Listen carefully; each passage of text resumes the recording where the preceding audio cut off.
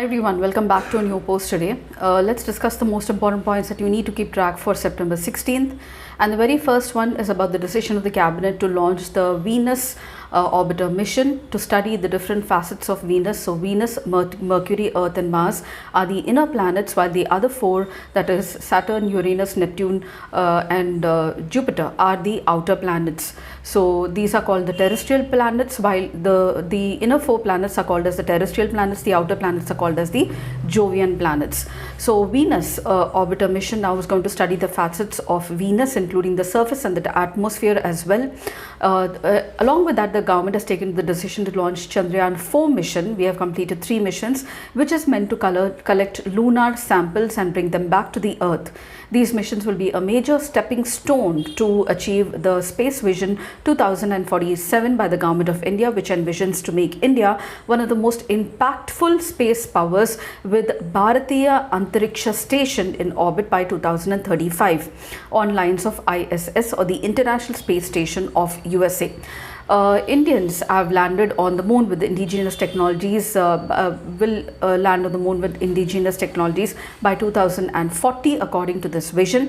And let me tell you that the Venus orbiter mission will explore the planet's atmosphere, surface, interaction with the sun. The key scientific objectives include examining the dust of the Venetian atmosphere, mapping its surface topography in high resolution, along with that studying the solar X-ray spectrum near the Venus, analyzing the Venusian air glow and investigating subsurface characteristics as well.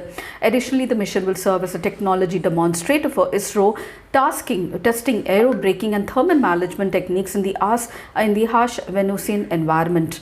And it will include 16 payloads, 2 Indian and international collaborative payloads, 1 international payload to be recommended by the experts review committee under the well-defined broad science themes: surface to subsurface, atmospheric, ionosphere and solar wind interaction.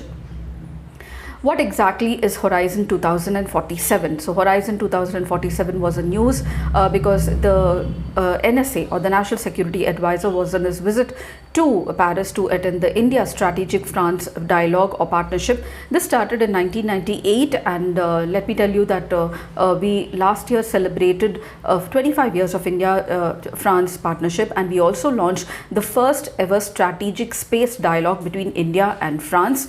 And France has reiterated India's support to nuclear suppliers group as well. Along with that, India and France are jointly launched the International Solar Alliance and the Coalition for Disaster Resilient Infrastructure. French supplies a lot of defense equipment to India as well. The French National Day was celebrated in July 14th, and last year we celebrated the 25th anniversary of India-France strategic partnership. And then we launched the Horizon 2047 to lay a roadmap until 100 years of India and France partnership, when we celebrate 100 years of 100 years of India-France partnership. So this is about the Horizon 2047.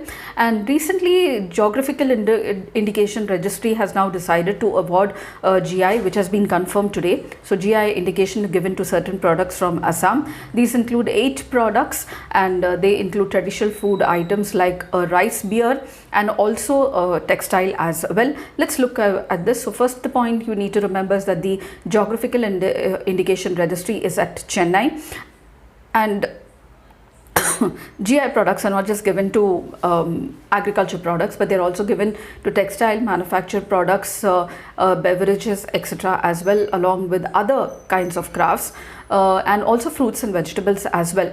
So the geographical indication tag has been given to the first variant of the rice beer. 3 variants of rice beer have been covered into this, which is prepared by the Bodos, very prominent tribe in Northeast and also Assam. The first is the Bodo Jau Gran. So it is the highest percentage of alcohol, 16% when compared to other varieties of rice beer made by the Bodo community. The second is Maibra Jau Bidwi, locally known as Bidwi as well, and is revered as a welcome thing by Bodo tribes.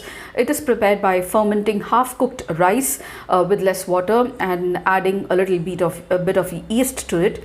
The third variant is Bodo Jau Gishi, which is fermented by rice-based alcoholic beverage. It is consumed since time immemorial, and the Bodo people see this rice drink as originating from Lord Shiva, who has been taking it as a medicine. So in addition to these, among the other tag that is offered to Assam is the Bodo Napalm. It is a signature fermented fish made through anaerobic fermentation process, that is without oxygen, and sealed in containers for 2 to 3 months. Given the frequent rains and seasonal nature of the fishing, the Bodo community developed various preservation techniques like smoking, salting, fermenting, with Bodo Napalm being a notable example. And we have Bodo Ondla, a rice powered curry flavored with garlic, ginger and salt, and an alkali which has been known for its unique preparation. Another festive favorite is Bodo Guaca, and it is traditionally cooked using the Visaju during the Visaju festival, which has deep connection between the food and Bodo celebrations. In addition, there is a semi-fermented dish made from jute leaves, which is called as Bodo Narzi, and it is very rich in omega-3 fatty acids. And the other one is Bodo Arunai, which is a finely woven cloth between 1.5 to 2.5 meters long, and it is draped over the shoulders, so intricately woven by the local artisans that it reflects the vibrancy of the Bodo culture. The designs are inspired by the natural world with motifs from trees, flowers, birds, mountains, and the echoing Bodo community's deep connection with the culture. The last one that you need to remember is about the National Company Law Tribunal. Now, the National Company Law Tribunal is based on the recommendations of Balakrishna Erradi Committee and a law relating to insolvency and winding up of companies. So, it's a quasi-judicial body that adjudicates the issues with regard to Indian companies. It was established under the Companies Act of 2013 in 2016. It is an adjudicating authority under the Insolvency and Bankruptcy Code of 2016. And let me tell you that this replaced the previously Company Law Board under the Companies Act of 1956, and the pending cases before the Board for Industrial and Financial Reconstruction, including those under the 6 industrial companies, are adjudicated by this NCLT. Pending cases before Appellate Authority for Industrial and Financial Reconstruction and pertaining to claims of oppression and mismanagement of a company, these are given on the website of the National Company Law Tribunal. These are the objectives of this quasi authority that was set up in 2016. And this is the most important points that I thought I should be sharing with you all for September 16th. If you did, please do like, share and subscribe, and don't forget to comment at the end of the video. Let's continue with October from tomorrow simultaneously with September as well. And I shall see you in the next post. Until then, it's very happy learning.